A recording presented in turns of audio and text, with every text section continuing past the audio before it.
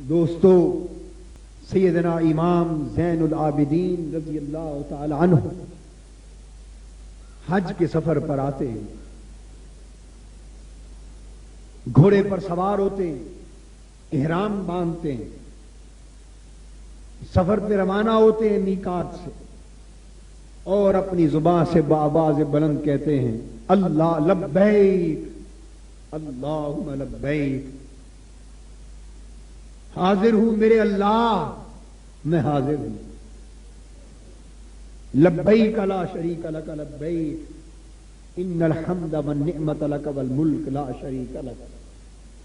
ان کلمات کے لیے زبان کھولتے ہیں، پہلا لفظ زبان سے نکلتا ہے لبیک۔ سیدنا امام زین العابدین جن کی پیشانی پہ سجدے بھی فخر کرتے ہوں گے، جن کے آنسوؤں پر طاعت فخر کرتی ہوگی، جو سجدوں کی زینت، جو عبادت کی زینت، جو زہد کی زینت، ورع کی زینت، تقوی کی زینت، عبادت گزاروں کی زینت، زبان سے لفظ لبیک نکلا اور ساتھ ایک چیخ نکلی اور بے ہوش ہو کر گر پڑے، اور 3 دن حضرت امام زین العابدین کو پھر ہوش نہیں آیا، مناسک رہ گئے۔ اب مناسک کیا یاد رہتے؟ جب ہوش میں آئے لوگوں نے پوچھا امام عالی مقام کیا ہوا آپ کے ساتھ؟ کیا ہوا؟ فرمانے لگے جب میں اللہ کے حضور آیا اور میں نے عرض کیا لبیک اے اللہ میں حاضر ہوں، تو مجھے اپنے گناہ یاد آ گئے، اپنی نافرمانیوں پہ نظر گئی، اور یہ خیال آیا کہ اے علی، آپ کا نام علی تھا، علی اوسط، علی تو اللہ کے حضور تو پیش ہو کر عرض کر رہا ہے لبیک میں حاضر ہوں، مگر تیری نافرمانیوں کو دیکھ کر اگر اللہ کی بارگاہ سے یہ جواب آ گیا کہ جا تیرا آنا ہم قبول نہیں کرتے، تو کیا کرے گا؟ بس اتنا خیال آنے کی دیر تھی کہ چیخ نکلی اور بے ہوش ہو کر گر گئے۔ پھر یہی امام زین العابدین کعبے کا مطاف ہے، کعبے کا صحن ہے، لوگ اللہ کے گھر کا طواف کرنے میں مصروف ہیں، پچھلی رات کا وقت، لوگ دیکھتے ہیں کہ کوئی جوان چہرے پر نقاب اوڑے ہوئے مقام ملتزم پر کھڑا، کعبے کا غلاف ہاتھ میں تھامے ہوئے رو رہا ہے اور عرض کر رہا ہے کہ باری تعالی مجھے معاف کر دے، میرے گناہ اتنے ہیں کہ تیری ساری کائنات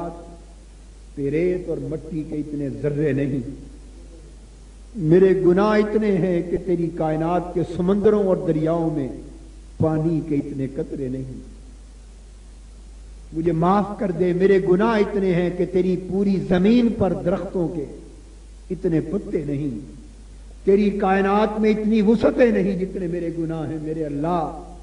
تیری ساری زمین پر مجھ سے بڑھ کر گناہگار کوئی نہیں،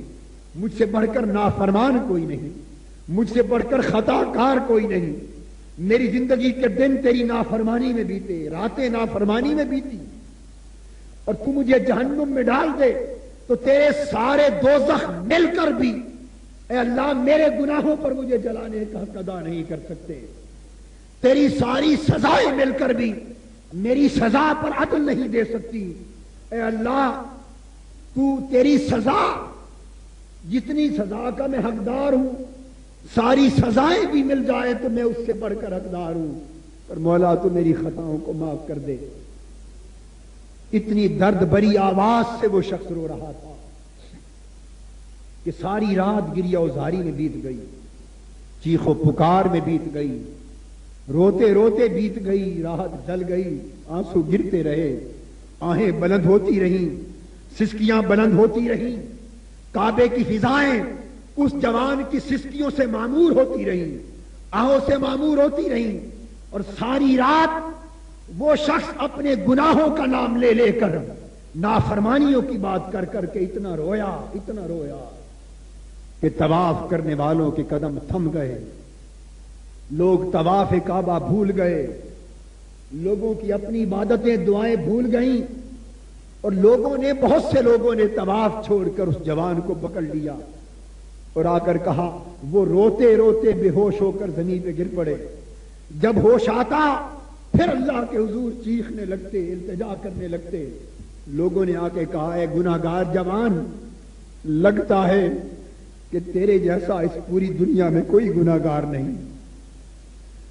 तेरे रोने से अंदाजा होता है कि जमीन पर तेरे जैसा कोई नाफरमान नहीं। तू कोई बड़े गुनाह करके आया, बड़ी नाफरमानियां करके आया है। ए गुनाहगार जवान, अब रोना बंद कर, हमारे जिगर फटने को हैं। हम सब मिलकर तेरे लिए सिफारिश करते हैं अल्लाह के हुजूर के वो तेरे गुनाह माफ कर दे। उन्होंने कहा, मौला हम सारे तेरी बारगाह में दुआ करते हैं, हमारी सिफारिश कबूल कर, हमारे तवाफ के सदके, दुआओं के सदके इस जवान के गुनाह माफ कर दे। लोगों ने उसकी गुनाहों की माफी के लिए सिफारिश की, मगर जो जो लोग सिफारिश करते उसकी गिरियोजारी और तड़पना बढ़ता चला जाता। लोगों ने उसे उठाया और कहा कि ऐ जवान, खुदा के लिए चेहरे से पर्दा तो हटा, हमें दिखा तो सही अपना चेहरा, पता तो चले कि इतना बड़ा गुनाहगार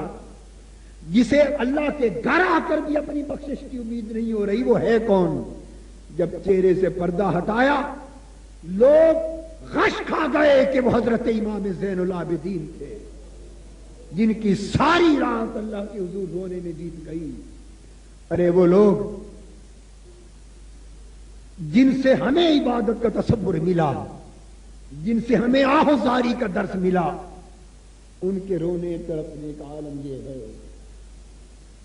तौबा तो करने का ढंग वो जानते थे,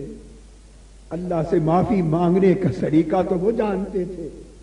खशियत, रिक्कत, गिरिया जारी, माफी तलब करने का हक तो वो अदा करते थे कि सारी रात रोकर, सारी रात इबादत करके